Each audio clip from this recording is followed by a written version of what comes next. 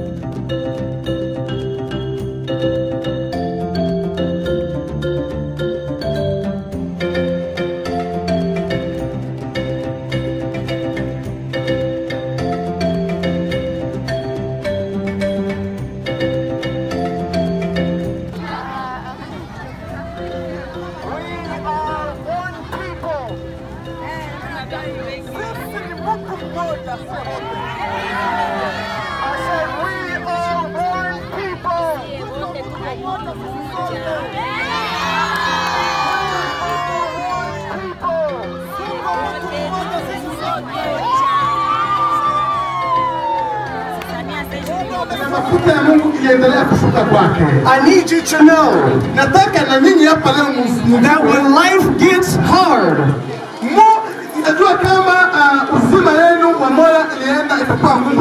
you can't quit.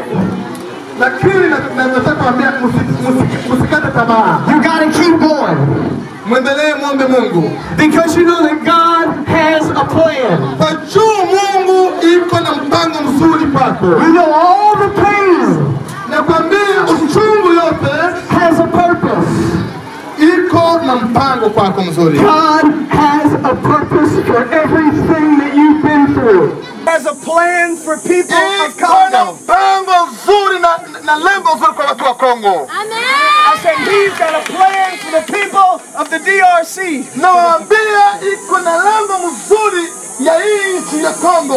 Ha.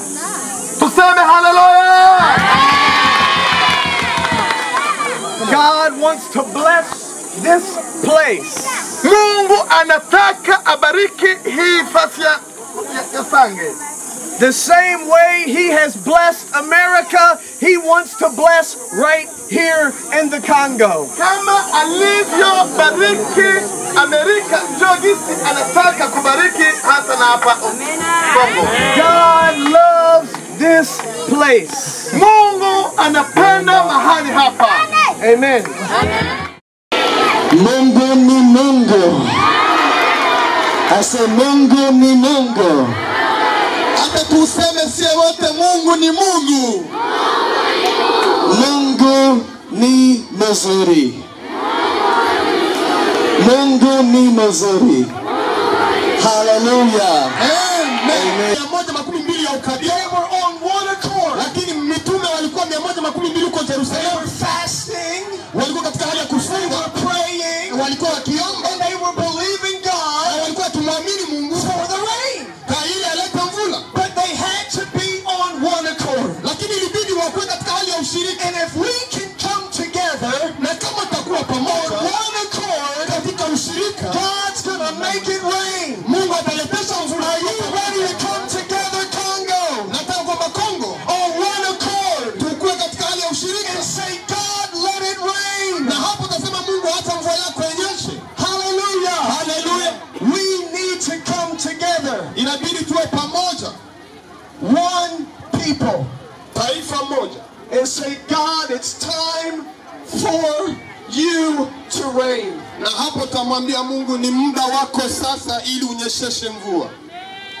Lord, we want it to rain. Mungu tunahitaji mvua yako. We've been divided for a long time. Tumebaki hali hii katika muda mrefu. We've been told we're different.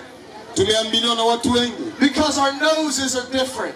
Hata nikwambie kwamba sauti ni tofauti. Because our languages are different. Hata nikwambie kwamba lugha ni tofauti. We grew up in a different area. Tumekomaa katika nafasi tofauti. But today, lakini leo, I know that I am no different. Najua utofauti than my brother.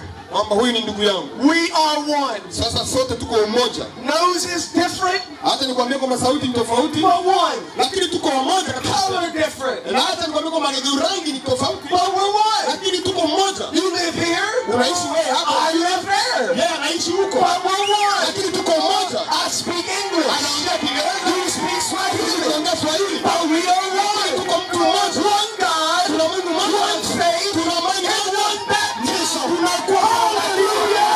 Hallelujah. We are one. Tuko mmoja. If we want revival, na hivyo tunavyohitaji uamsho, we don't need the government. Hatuhitaji gouvernement.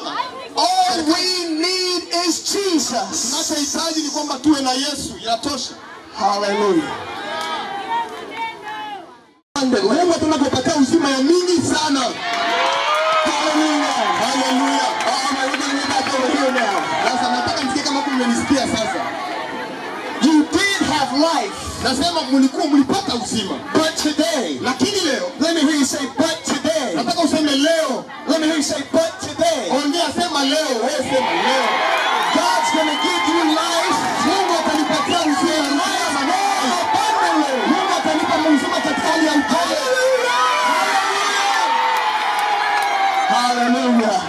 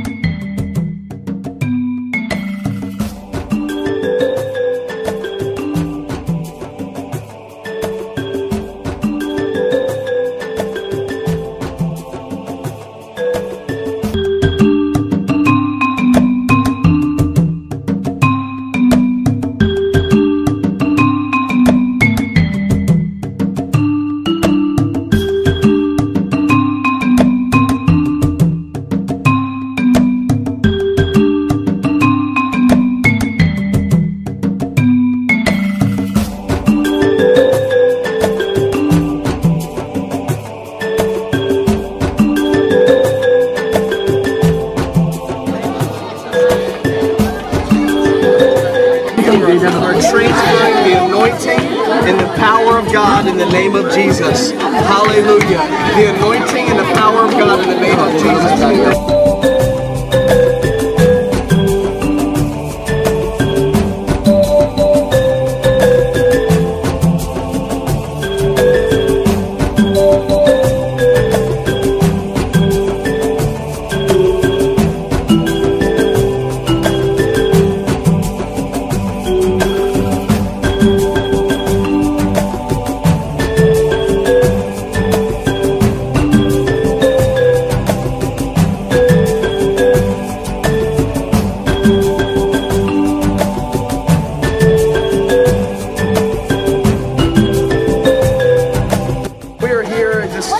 Some of the houses and how they live here in the Congo, so just come with me.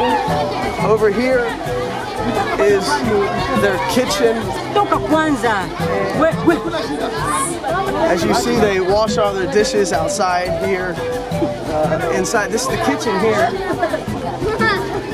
You see the wood and all of the pots. They do everything from there. And then on this side is their house. Where they actually stay at on this side. And they are currently preparing lots of meals for the kids, as you can see here. And as you can see, there's a need here for us to really come and sow into this community. Believe in God to just put new roofs on their buildings, that's a metal roof or some sort of roof that doesn't leak. Every time they get a rainstorm, it comes right through into their house. As you can see, this is how all of their buildings are. It's just a stick structure with mud, and then it has some sort of they take vegetation, they pull it down and grass, and they just let it dry and put it on top of the roof. So there's definitely a need here, and we look forward to coming back and serving the people and help rebuilding their economy. Okay guys, so I am here in the middle of Luningu. This is a village out in the Congo, and these are all the wonderful people here, and they are so hospitable, and we're just going to show you around a little bit. So first we're going to go over here and look at the school. So just follow me, I'm going to take you on a journey through Luningu. They've got a couple school buildings, but we're going to look here at this one first. So this is where the students come to school. They've built this building right here. You'll see it's probably a little dark. There's not a lot of light, but you can see pretty well. In this, you see their school books here. It's laying here on the corner. This is their school books. So this is the teacher. Yes. Is there more than one teacher or just one teacher?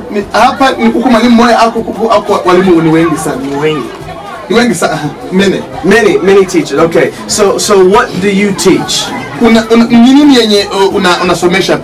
So he's teaching mathematics. And then my next question. So there's many teachers. He teaches math. So how many kids can fit in this room at a time? Can you ask?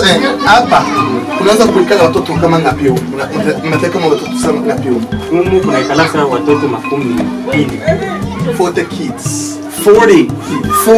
Wow. Okay, so real quick, what's happening is this is the schoolroom, and he's a teacher. He teaches mathematics, but there's multiple teachers that are here. He says that they put logs across the ground, and the kids sit on them, and they have as much as 40 kids in this one room right here. So thank you so much. Asante sana. Asante sana. And God bless you. So we're going to walk over here and you can see their bathroom. You can look all around and just see all these other things they have. They got the goats running and this other little parts of their village. And so just kind of see that. So we're going to come here and show you the bathroom here. I'm assuming they just come in here and do they just kind of stand on the logs, and there's like a homemade septic system, and that's it. I mean, you can see the roof, it's falling apart. There needs to be some new grass put on it, The goal is that they can go to the bathroom, and if it's raining, the sun is out real hot, that it will block the weather. But as you can see, they are using the bathroom in whatever the weather is at that moment. So you just kind of got the downtown, if you will. You saw the school. The church is over here, right to my left, the bathrooms, all the wonderful people, and now directly behind me, this is more of the residential area. So we're going to go and get into it a little bit more, but just kind of showing you from far off, you can see the residential area. These are all the houses, so we're going to go ahead and walk our way down here, and we're going to check it all out. I tell you, even though these people are in severe poverty, we are extremely just eye-opened today to see the joy that they have in their hearts and the excitement that they believe that they have, the excitement that they have because they believe that God is really getting ready to do something awesome here. So it's encouraging. It's encouraging to see them to have smiles on their face in spite of everything that's happening here. This is one of the houses that are here. As you can see, it's got the solar panel on the top, just a very small one. It's got the grass on it. A lot of the grass is gone. They got a tarp underneath. This is actually people who are doing a little bit better, believe it or not. They're able to put a tarp underneath of the grass that really helps the rain stay out a little bit better. But don't be deceived. Lots of people do not have the tarps underneath. It's just the grass. But we're going to go inside here and just give you a first-hand look of what it's really like to live in the Congo, specifically in one of the villages. So come on with me as we go in. Hello. Jambo. Habari. Mzuri. Good. Sawa. What's your name? Unaitwa nani? Masudi. Nice to meet you. Anafurahi sana kukuona. Ndio. Yeah. So this is your house? Ndio. How long have you lived here in this village? Ni miaka ngapi umeshakuwa mwa hii nyumba yako? Hapa niko miaka 12 na nusu. 20 years and a half. Wow. How about this house? How old is this house? Kweli hii nyumba inamaliza wakati gani? Hii nyumba nilianza wakati niko na miaka ngapi? Okay, so I got a couple questions. How many people live here in this house? Sasa hii nyumba yako ni watu ngapi uko nao mwa hii nyumba? Niko na watu 8 people. Okay, so we have 8 people that live in this house, and I think it's 2 rooms. There's this small room here, which there's a lot more light to, and then there's another room that's in the back. I'd like to get a good picture of this room here. This is the one room here. I'm going to ask him in just a minute what this room is used for, if it has multiple uses. And then there's another room right beyond this brick wall here. And this is actually mud that they pack in. They use the sticks across, and then they pack mud in. And right behind here is another room that's about the same exact size. But again, there's no door, it's dark, you can't see anything.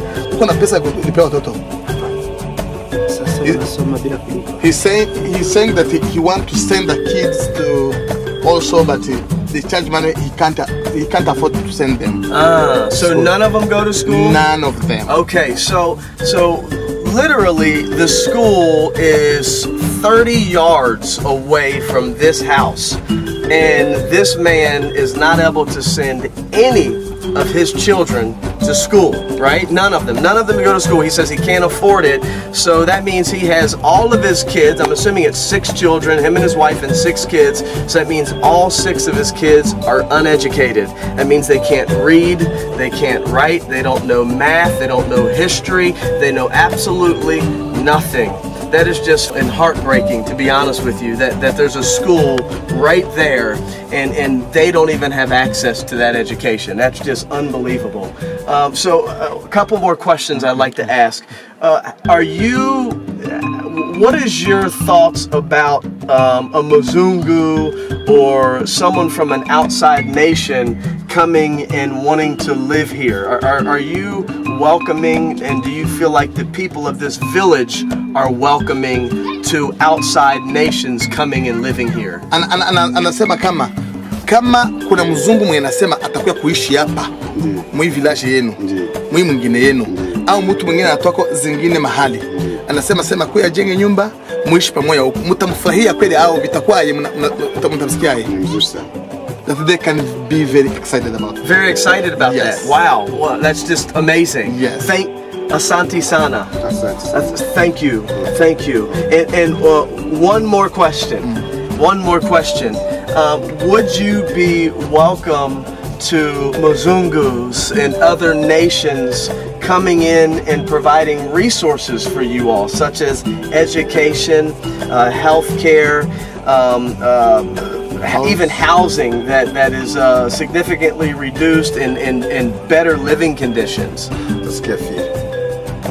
Asante sana. Okay? Thank you so much.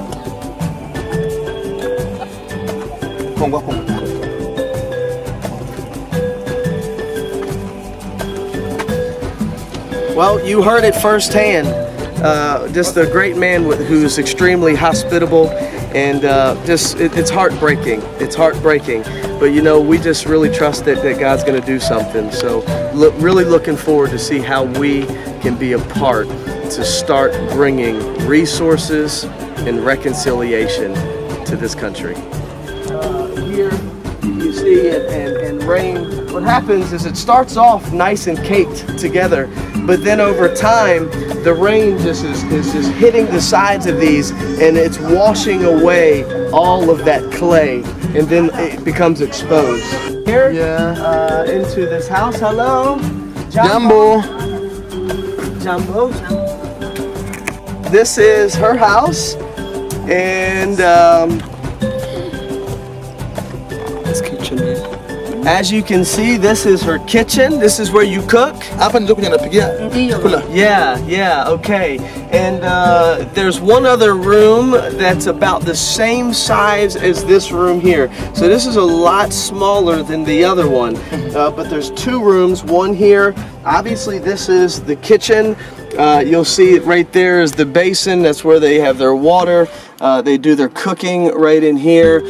She's got this basket hanging up, and this is where they put their fruit and sticks and just different items that they need when going to the market.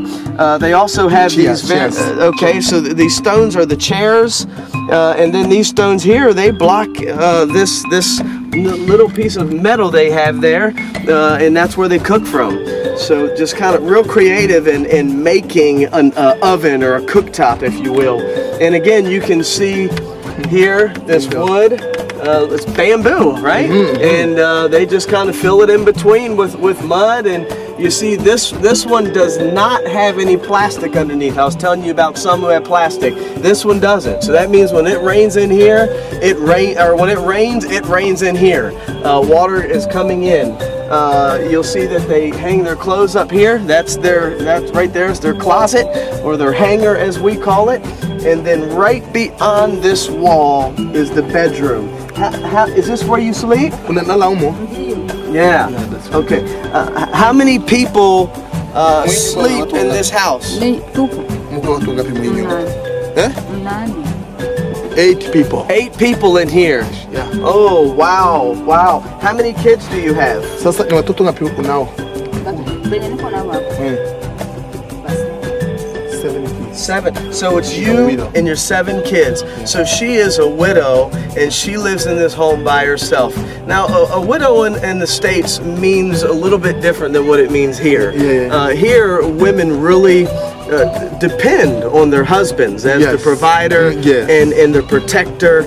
And when a woman loses her husband, she's losing many resources, right? And finances. And so really, she's a widowed woman with 8 children living in this very small house. Now, where we are I'm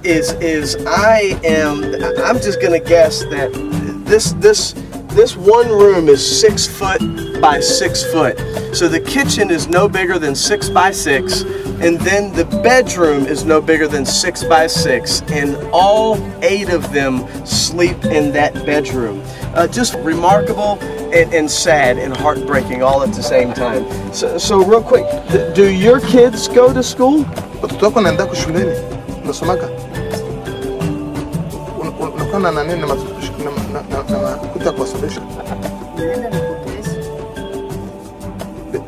They don't go to school. So here's another family that lives 30 yards from the school that we were just at, and again, they are not in school. So that's a family of 8. At the other place, that was 6. So there was 6 kids there. There's 7 kids here. So that's 13 kids. Second interview, and 13 kids are not educated and do not go to school. Just remarkable. How far do you have to walk to get water? Sasa maji naenda kuyatoa wapi ya kunywa? It's like 1 hour from here. 1 hour, so same place. So what's probably happening is everyone in this village is using the same water source. So an hour walk to get water, and then fresh drinking water, or what they call good enough to drink, is 30 minutes in the opposite direction. So really, the only other question I want to ask her is what I close with the other gentleman, and that is, if Mzungus and other nations wanted to come and live among this village, would they be welcome to having outsiders live here? Sasa kukua kama wazungu au watu wengine wanatoka wanasema sema wakuje nao wajenge wakuwe pamoja na nyinyi, unawafurahia? They can be very excited. Asante sana. Thank you. Thank you. So, and last question. If we would come here and be able to bring resources such as education and healthcare and housing and just help enrich their lives, would they be welcome to us bringing resources for them? Sasa wakisema sema wakuye wawajengee masomo, watume watoto kwa masomo, watoto wasome, wakujengee hii nyumba, walete maji nzuri hapa, mutafurahi kwa juu mtawapokea mzuri kwa kuwafanyia hiyo vitu. Sana. Sana kabisa. Wajua watakuwa wanatusaidia. She's saying that they will be very, very excited because that it's like you are rescuing them. She is telling us today that they would be very excited. It would be like us helping restore and rescue them. You've heard it firsthand. And a lot of times we say they don't want no help. They don't want us to be there. They will kill us. We are not going to be safe there. Well, you've heard differently right here today. Second person who says, we welcome Mzungus. We welcome outsiders to come and be a part. We need resources. And I want to say asante sana. Sasa anasema sema asante sana, wamekusikia mzuri mama. Asante sana. Kongwa. She said thank you so much.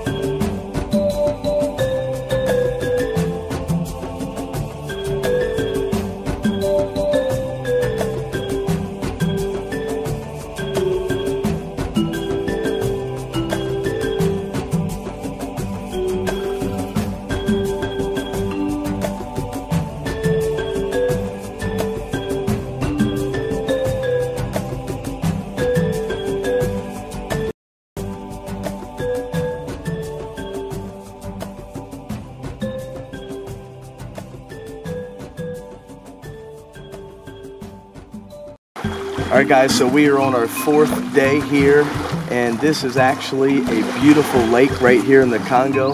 And I wanted to close out by showing you this. I know that we've seen lots of areas around here that's been devastated by poverty, but this is actually one of the most beautiful places that I have visited while being here in the Congo. And I really just wanted to share this with you and let you know that not everything here is just solely poverty and trash.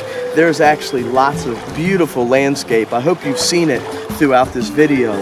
So thank you so much for watching. So glad you took the time to do so. And I just want to say in closing that we have had so many amazing experiences here. But again, there's so much devastation and corruption. In just the 4 short days that I was here, I experienced the government corruption. Multiple times there were soldiers and police officers trying to make bribes and take money to get through certain places. Thankfully, I had people with me who spoke the local language here and was able to say no, no, no, and we'd keep going. Also, internet was shut down for well over a week because of the elections here. And all that to say, I have seen firsthand the craziness that happens here in the Congo. But let me tell you about the awesome stuff that's happened here. On day 1, we was able to preach to over 400 people. Many folks raised their hands. We laid hands on people. They were healed and delivered.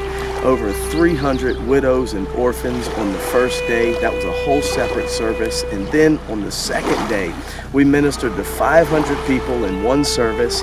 And then on the third day, another huge success. We had a peace rally. We walked the streets. There was over 1,000 people gathered together. A phenomenal service. We had another church service with 700 people. And then today was absolutely amazing. We had a service outside in the middle of the city. 2,000 or more people came. It was phenomenal. I hope that you can have some sort of just enriching experience like I had here live. I hope you can have that by those videos because it was amazing. I hope that you can feel a little bit of what I have felt by being here the last 4 days in the Congo. God bless you and thank you so much. I am so excited. I don't know what God's going to do, but please stay tuned for more as we consider ways and pray to see how we can support this country to bring reconciliation and resources. God bless you.